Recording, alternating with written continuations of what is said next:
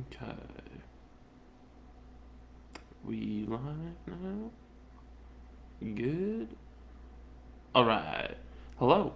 Welcome. This is The Burn Casey coming to you live on August 14th, 2022. Got a few things to talk about with this show. First and foremost, though, um, special announcement. The Fantasy Football League is officially going up here in the next couple of weeks. It's going to be a $5 entry fee. I'll send out more details in terms of how to enter that come, in the next week or so. Cash prize goes to first place, so the pool winnings, along with a free Patreon membership. That's right, folks. I am shamelessly promoting myself and my Patreon.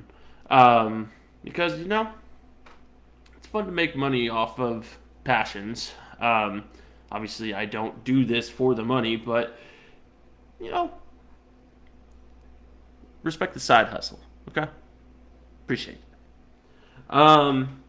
But yeah, free Patreon membership, which means you'll get access to meetups on Zoom, specialized content. You will have preference on merch as well. Just just a lot of fun stuff. I haven't really worked into what all fun stuff might be involved. There might be some merch involved if things go the way they do. But yeah, we'll see. As always, it helps to grow the channel too, as well. Money does. It it definitely helps. Obviously, it's not needed. I can run a perfectly fine show, but it makes the show better. Um, so yeah, just using that kind of time to promote my Patreon and announce to you the Fantasy Football League. So be on the lookout for signups. It's probably going to be either over ESPN or NFL Fantasy. That, or I might actually, I'll probably just put a poll out. So be on the lookout for the poll. Um, yeah, I like your guys' input. If the excessive amount of pools, or excuse me, polls, is any indication. But go vote. Fantasy football, gonna be a lot of fun. But let's just jump right into it. Speaking of football, oh, by the way, draft is September 1st. Uh, September 1st. Again, more details going out as we get into the week. So, back to the Chiefs. Um, so, Chiefs had their first preseason game on Saturday and against the Bears on what looks to be a really not great turf at Soldier Field. I don't know if any of you saw pictures of it. It looks bad. Andy Reid had made a comment that it's a lot better than my high school football field, which isn't saying much. Which, I suppose NFL turf is a little bit better than high school football field turf. I would hope. Um, but Andy Reid, he didn't play in a big town, and he played in the 70s. So that's yeah no that's that means that the turf was bad. Yeah, it means that the turf was bad. Um, and again, if you saw pictures of it, folks, it's visibly bad. Um, uh, just foot marks and brown patches and little dents that weren't, or divots and everything like that weren't getting filled until 15 minutes before game time, mind you. It's amazing how much disrepair such an iconic stadium such as Soldier or an iconic field, such as Soldier Field, is is being put through. It's kind of sad. I mean, as a Chiefs and Packers fan, I don't deal with that because I'm not a Bears fan. Um, but yeah, it's just kind of sad to see national landmarks, basically, such as Soldier Field, fall into disrepair because of poor upkeep. But yeah, of course, as a sports guy, I care about sports stadiums and sports fields. As also someone who worked in facilities and had worked at a national landmark in Allen Fieldhouse. I hate to brag. Um, but Chiefs had their first game after a long discussion about field turf. Chiefs had their very first preseason game, and folks, don't worry about the score. I see way too many people worrying about the score, saying, "Well, wait, 19-14, we lost. Does that mean our team's going to be bad this year, folks? We went 4-0 in 2012, which turned out to be one of the worst years in Chiefs franchise history. The preseason does not matter. It does, but in the grand scope of winning and losing, folks, it's not the Super Bowl.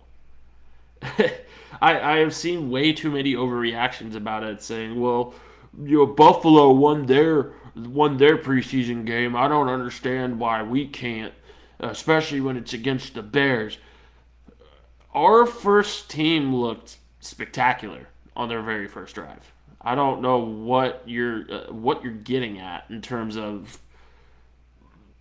how we're going to be bad this year. I mean, preseason again is about developing guys, and we saw development. George Karlaftis, I kind of gave him a little bit of flack on my Twitter. I'm not saying I walked back those statements. I would like to see footwork still, but George Karlaftis looked good. I mean, he looked really, really good.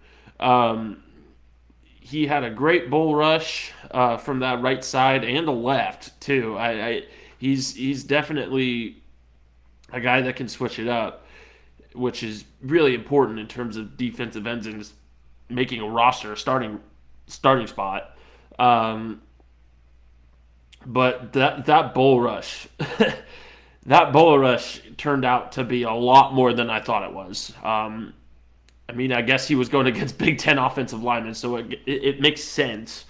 But honestly, I didn't anticipate it to be that dominating. I mean, in a couple of those snaps, he was the first one to get off the line, or excuse me, the last one to get off the line, and the first one to get to the quarterback.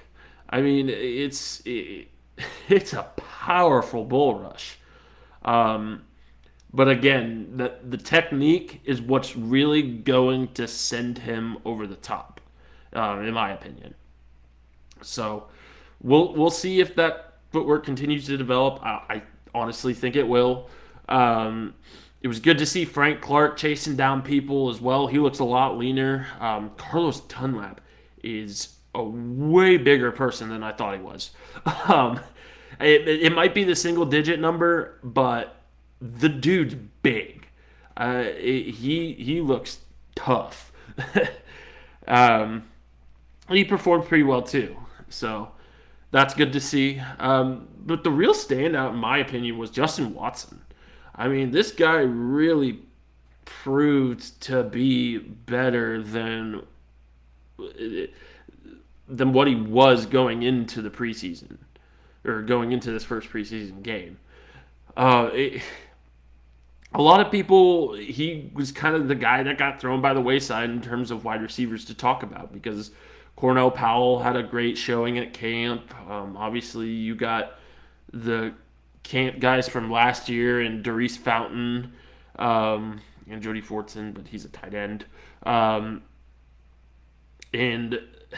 just in general, he was kind of the guy that got left out of the conversation. Because There were people shouting Josh Gordon, Justin Ross before he got injured, Cornell Powell once he started performing well at camp, and overall, I really saw a lot of production from the guys that weren't on that list, to including mine, to make that team.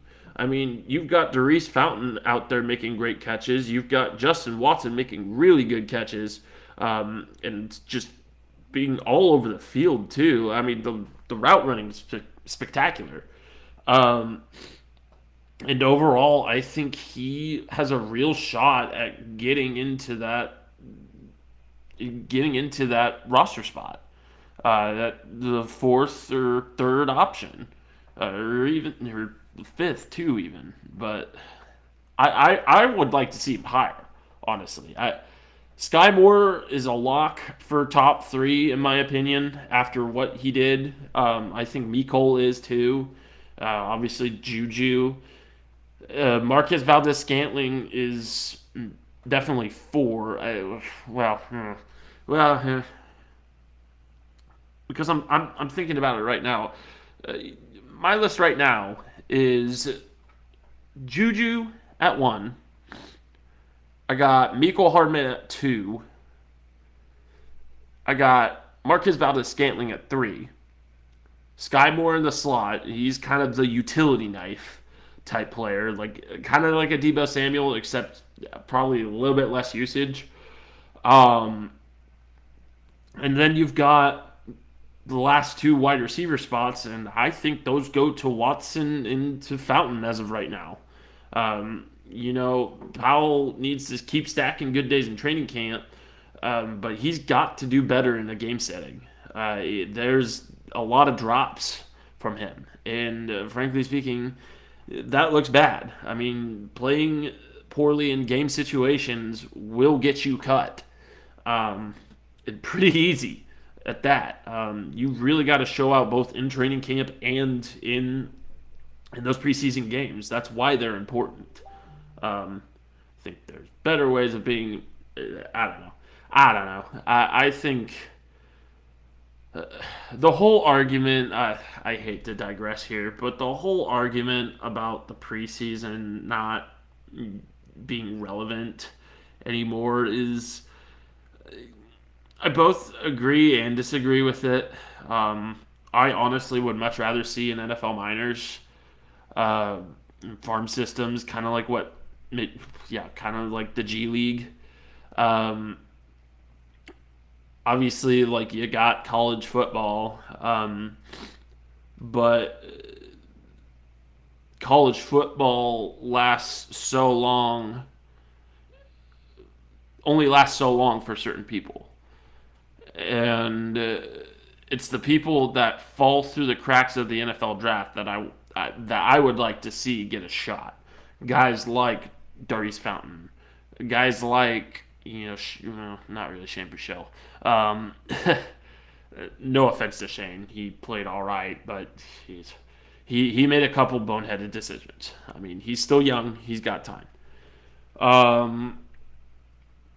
But guys like whoever comes out of that Steelers quarterback race, maybe they'll keep three. I don't know. But just get Justin Ross too. He's a first round talent if he's healthy, but that's if he's healthy. As of right now, he's not, and he's an undrafted free agent. But I just want to see these guys get a chance, and because I know there's talent there, and when guys like Justin Watson and guys like Darius Fountain and all them, show out in preseason, they prove me right. And yeah, I get it. They're playing against other preseason guys generally, but there's been a lot of talk of rotating those ones throughout the preseason, and we've seen it. I mean, Isaiah Pacheco was RB2 for this first preseason game, and he's a seventh round draft pick. I mean, a lot of people weren't expecting Isaiah Pacheco to be any good. For some reason, I guess because he went to Rutgers, I don't know. His college tape looks great. He's got great movement skills. He's a Swiss Army knife. I mean, he could truly be a Debo Samuel of sorts. I hate to make that comparison twice in a row, but it's the truth. I mean, there's a lot of use for him there, and I'm excited to see where we slot him in. Um, Overall, I think it was a good preseason start, and I think it's something that we can build on for sure. The Chiefs can build on, and again, go read the article about what I said about that first preseason game. Got a little bit of insight on that, and name off MVPs as well. I kind of gave it away already, but go read it. It's a fun one. Um, Moving on to the Royals, who are actually putting a smile on my face as of recent. Yes, I know they lost 2 of 3 to the Dodgers, which are the Dodgers, the MLB's best team right now. Yeah, they dropped 2 of 3 against a way more experienced, way more well-paid team. It's not. I am not concerned with that. What I am excited for, though, is the fact that these young guys look like they can hang. They look like they've been here before, and it's refreshing to see that post deadline lineup be shed of a lot of veterans. I think the Royals have finally recognized that you can't just keep playing veterans and expecting them to stick when they're just not sticking. Um, and I get it. Well, wait, Whit Merrifield was one of our best players. He offered the most trade value, and he didn't want to be here. So, frankly speaking, I've beaten that horse plenty of times already. Um, but I mean, guys like MJ Melendez could be 40 home run. Bobby Witt Jr. too. Vinny as well. Vinny could hit 50, honestly. And these guys look like they can hit. I mean, we've seen Bobby Witt Jr.'s fielding skills. We've seen MJ Melendez behind the plate. Um, and it's very, again, refreshing to see this type of development come from an organization that really doesn't have all that great of management. I think it's a sign of things to come once management sorts out their issues. I'm not saying fire everybody, but I think there's a good couple of people that you absolutely should fire, and replace with guys that are well focused on development and being around a young lineup that they can mold. And I don't think Cal Eldred's that. I think he's absolutely the first to go. I think we've seen enough of what he can do as a developer of pitchers. Just go look at the minor league pitching roster. It may stop there. It may not. At this point, I don't know. I think Dayton Moore and what's his name? I can't remember his name. The GM of the Royals. I probably should know that, shouldn't I? But it just escapes me right now, and I have no idea. JJ Piccolo, my goodness. I am sorry, folks. But JJ Piccolo and Dayton Moore, I think, are doing a lot of butt covering right now. They might save their jobs. And honestly, with Mike Matheny signing that extension, he might still be here too, much to the chagrin of a lot of Royals fans. He still has the same problems that he had in St. Louis, which concerns me. I'm gonna give it another year tops before I say it's time to yank him. Um, I think he can. I think as an experienced manager, he can absolutely be of use in developing these guys. But overall, I would like to see a guy with a proven or more proven track record than Mike Matheny in that bolt or in that dugout, and we may not get it for the next 2 or 3 years. So we'll just have to see. Um, but the young guys are doing really well. I think I have very little, if any, complaints about how the Royals are doing right now. Um, I think it's just another standard year of the Royals being really, really good at the beginning and then fizzling out in the middle, really fizzling out come June, July, All Star break area, and then picking it back up after the All Star break. I think that's what we've seen here. Another pretty typical um, transitioning Royals team. I get it. A lot of people are tired of the rebuild, but I hope it's just a couple more years before we see good Royals baseball again. And I'm honestly pretty confident that that will happen, so long as the right puzzle pieces are put in place. So that's pretty much all I got on the Royals right now. Moving on to my favorite topic, the Kansas City Blues. The Blues start their season with a player meeting on, excuse me, I almost said June, August 16th at 6:30 p.m. And it's going to be an exciting season. Um, I think we have a lot of puzzle pieces put in place to be, again, this is speaking from a player's perspective, kind of like what I did in the last ScorchCast. But speaking from a player's perspective, I really think that we're doing a lot of work towards chemistry, which is really important in rugby, and I think there's a lot more accountability on this team than there was maybe a year ago. Well, not 6 months ago, honestly.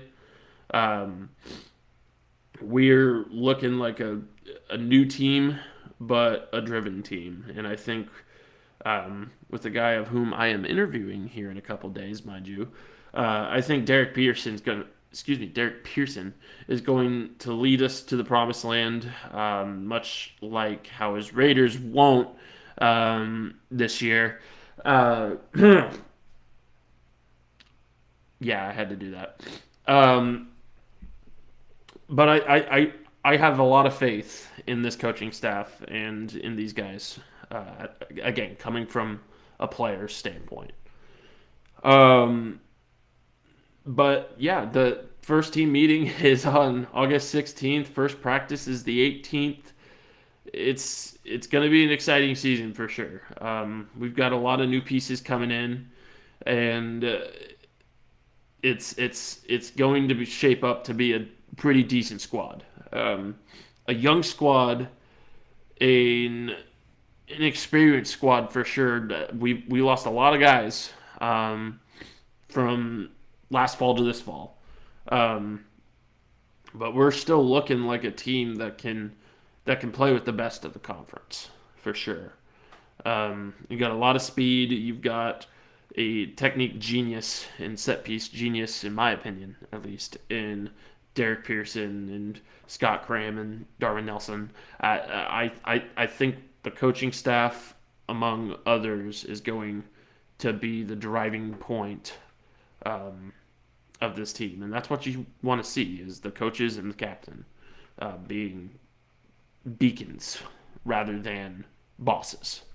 So um, that's a little bit of philosophy for you today. Little lesson in management ethics, which I'm starting my MBA on August 22nd. So I know a little bit about management ethics. Sorry for that bit. Um, anyway, going into a little bit more of a serious topic now. Um, so I put something on the wall, or really actually posted an article about um, parents in youth sports and how that culture is becoming more and more toxic. It feels like by the minute. Um, on Twitter, you might see a hashtag if you're on sports of hashtag call your own. And what that is a movement of referees, not just youth sports referees, but just referees in general, um, that are trying to make aware that referees are human and that they deserve respect because they're getting paid to to do a job that really 90% of us couldn't do. As a former referee myself, or really, I'm trying to get back into it, but with the climate right now, it's so hard to say yes, I want to go back and do that. It's so scary. I don't know if you saw on the local news, um, but Aqib Talib, former KU football player, his brother is a suspect in a referee stabbing over a 9U basketball game. 9U means 9 and under basketball game. And or it may have been football. I'm not. Let me fact check. I believe it was a basketball game, but let me check.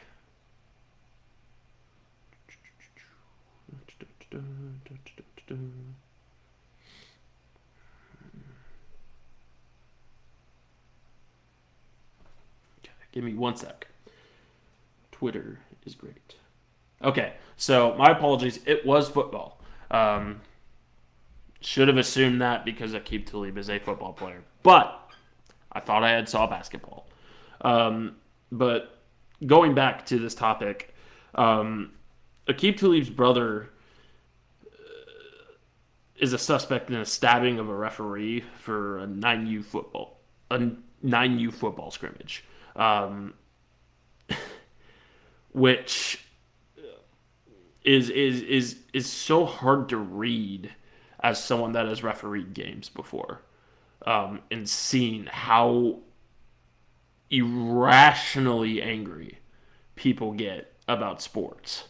Um, and I've worked in customer service a long time as well.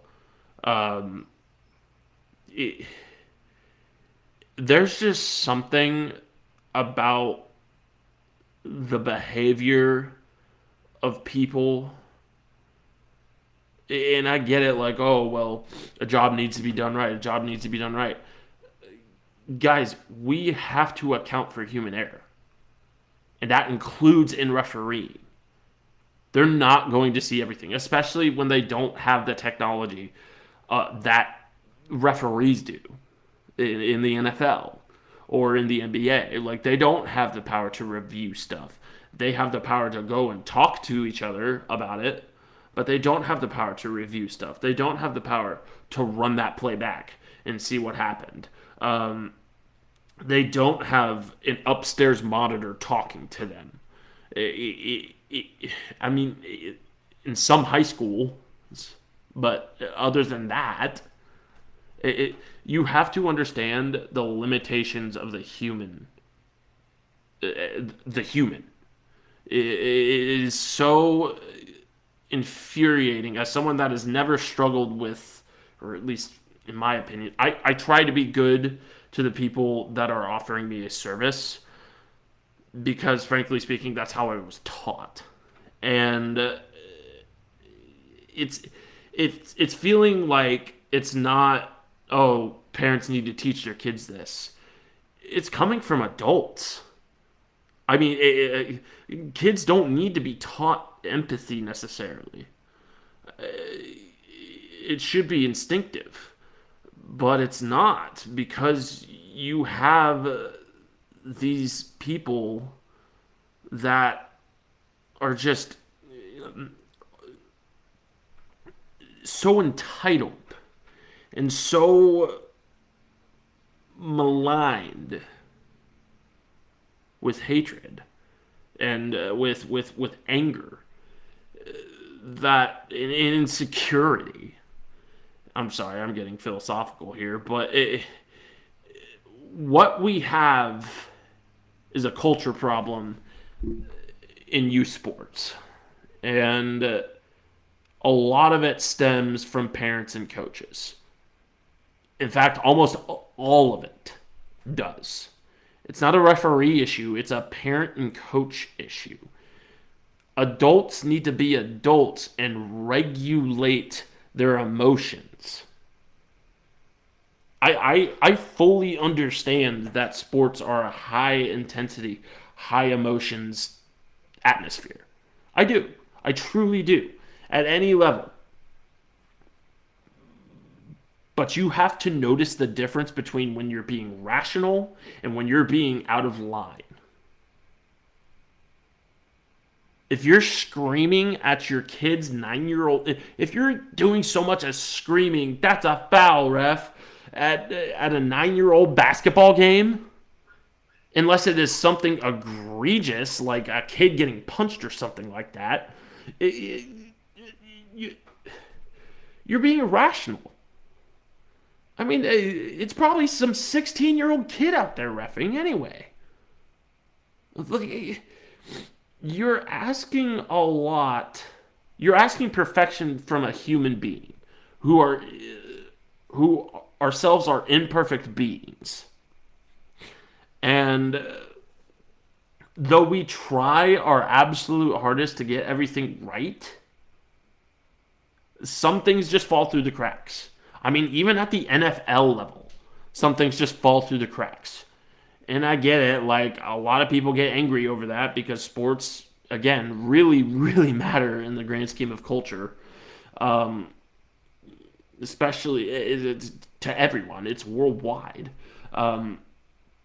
But there's such a problem with toxic behavior in sports, and it's what's causing a referee exodus, and it's what's causing youth sports to deteriorate. There's youth football is scrounging for kids right now. Tackle football, at least. Not just because of the CTE, mind you, but because there's no referees and there's terrible coaches. People that should not be put in a position of power are put in a position of power, and they abuse it. And yeah, you could say that about referees as well, but most of the time, they don't give a rat's about your kids. I hope they care about their safety and the integrity of the game, but they don't have it out for your kids. Especially when you get younger in age. Like, good Lord, just let them have fun. If they got a smile on their face and they're having a great time, let them do what they want. I mean, and I get it, like, as soon as you get to an age where it kind of does start to matter, in a way, you still need to hold a level head because you're an adult. You are a role model. And when push comes to shove, in the grand scheme of things, that high school football game's not going to matter. In the grand scope of things, even if your kid becomes an NFL, like, it's so hard to explain the point of view of a referee because frankly speaking, you really don't know what you're going through until you did it. I mean, it's a lot like working in retail. It truly is. I mean, you get verbally abused over something trivial, and people have had enough, and it's causing referee walkouts. I mean, I get emails every day from Keisha saying we need referees at this location, we need referees at that location. Unfortunately, I can't do it because I am way too scared to get back out there in this culture of refereeing. I consider myself to be a good referee. I've been told by multiple people that I'm a good referee. But I just can't go into an environment that is that filled with vitriol, toxic vitriol at that. I mean, I hate to be the guy that does a PSA on his sports podcast that is meant to be funny and whimsical and informative. But guys, we have to change the way that we are presenting to children. Not only in sports, but in general. I mean, there's a lot of kids that I can tell that really did not grow up in a home that their needs were met and their voice was heard. I mean, it's not the 1800s anymore, guys. Children can be seen and heard. I promise. And you know what? If they tell you to stop yelling, then you stop yelling. It shouldn't have to come from your kid, mind you, but please. You don't have to call the 18-year-old kid that's reffing your kid's six and under soccer game an a-hole just because he missed a call. That's ridiculous. I mean, when you say it out loud, it is. You have to agree with me, right? I mean, look in the mirror. Seriously. Anyway, getting off my soapbox now. Let's get into some viewer comments. Let's see what we got going around from the community. Give me 1 second here. Pulling up Instagram first.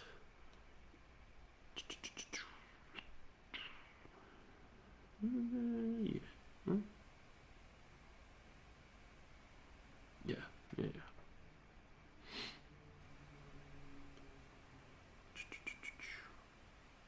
Okay, so that one didn't get an answer.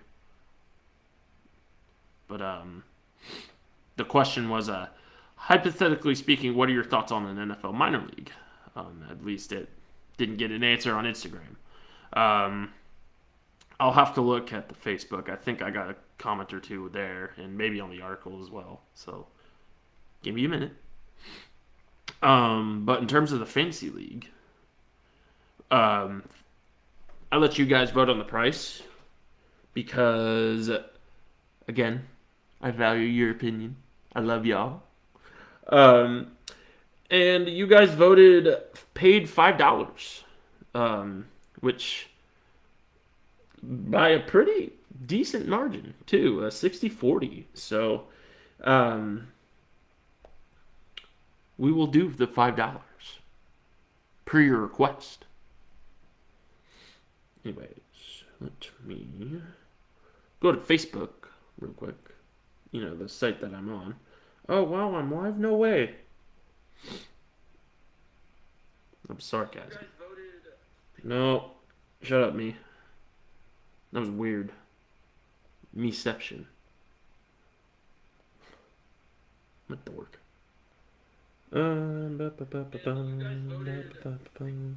Stop doing Inception. Um, I'm continuing to look for comments. My apologies. Uh, ba, ba, ba, ba, ba. Dun, dun, dun, dun, dun.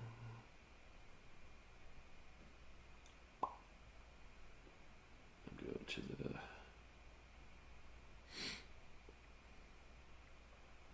the. Okay. Nothing on Facebook either. One more spot to check.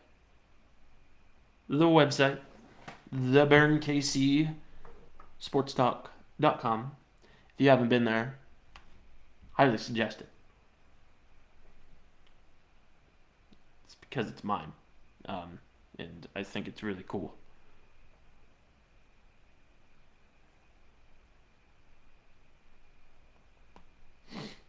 Talk.com.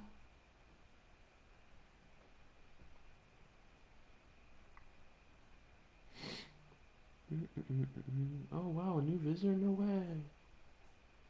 Again, that's me.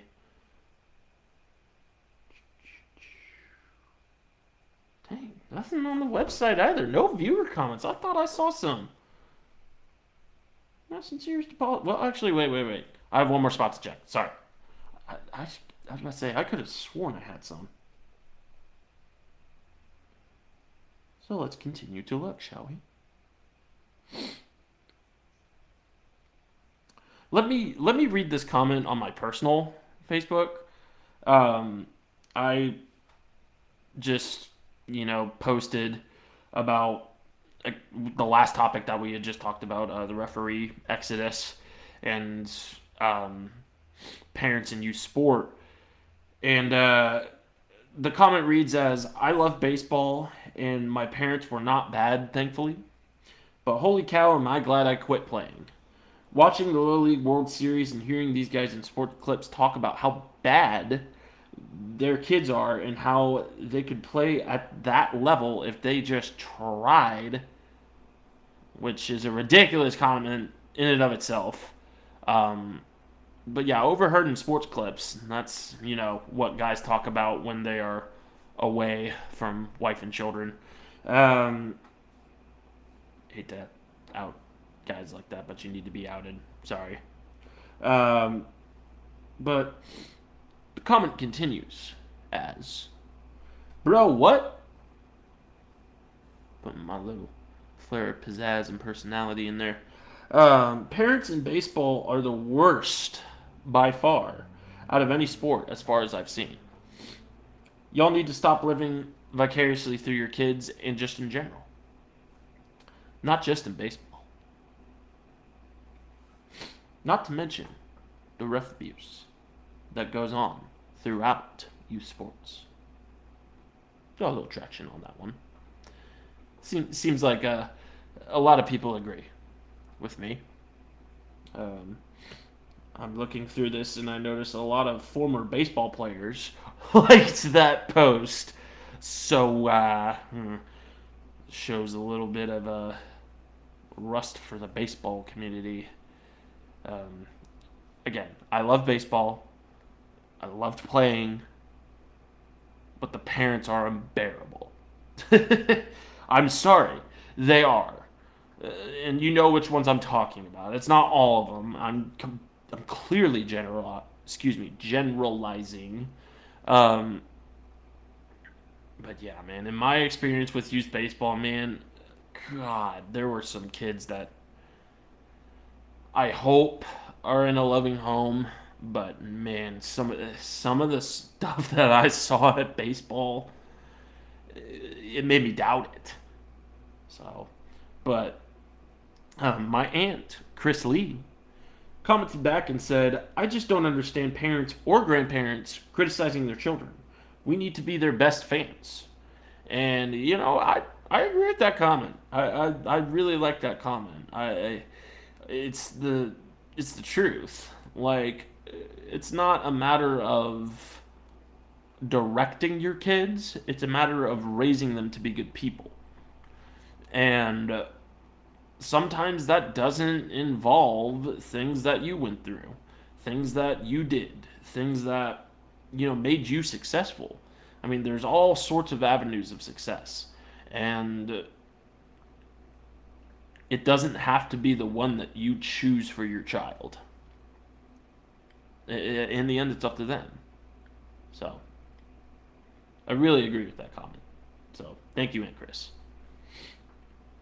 And then let me continue looking because I really feel like that there's one more.